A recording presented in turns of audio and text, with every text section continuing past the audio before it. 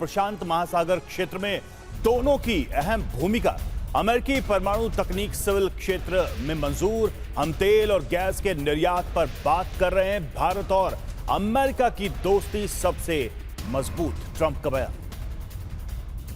The Prime Minister and I also reached an important agreement on energy that will restore the United States as a leading supplier of oil and gas to India. It will be hopefully their #1 supplier, and the groundbreaking development for U.S. nuclear industry. India is also reforming its laws to welcome U.S. nuclear technology, which is at the highest level, into the Indian market.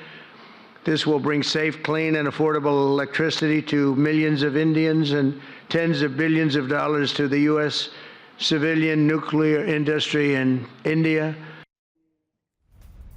सुना आपने क्या कर रहे थे Donald Trump. देखिए हमारे साथ बड़ा पैनल एक बार फिर से जुड़ चुका है। UEM Jaipur is a perfect target for prospective students aspiring for good jobs, good education with future-ready skills.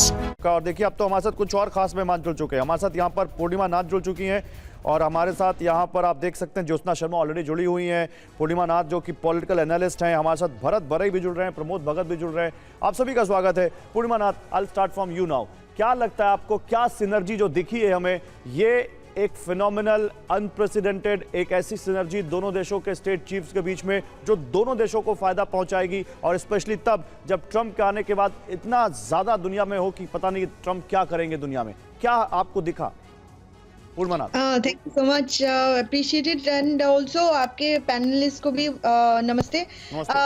ये जो हम लोग दिन भर चर्चा कर रहे हैं पीएम मोदी और प्रेसिडेंट ट्रंप की, ये पहली बार हम देखे नहीं है कि इनकी जो केमिस्ट्री है, सच वार्मथ दे टुगेदर ब्रिंग।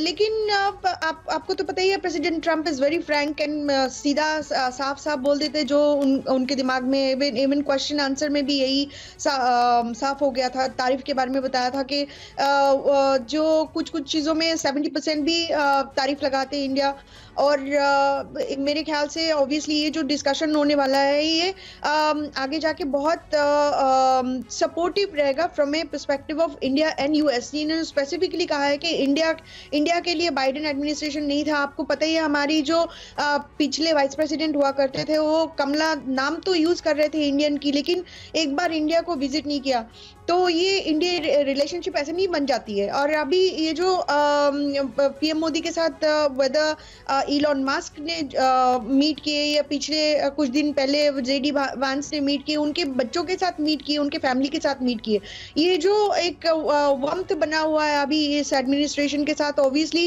ये बातें तो अच्छी तरीका से होगी। और हमने अभी देखा भी, ट्रेड हो गया, तारीफ हो गया, टेररिज्म के बारे में बात होगी, इमिग्रेशन की बात हो चुकी है, खालिस्तान की इश्यूज में बात हो चुकी है, ऑफ कोर्स आईमेक कॉरिडोर के बारे में बात हो चुकी है, डिफेंस के हिसाब से बात हो चुकी है। लेकिन एक चीज मैंने देखा है, जो फाइनल प्रेस कॉन्फ्रेंस हुआ था उसमें क्वेश्चंस ज्यादा पीएम मोदी के को किया नहीं गया था। सेकेंडरी मैंने ये नोटिस किया है, जो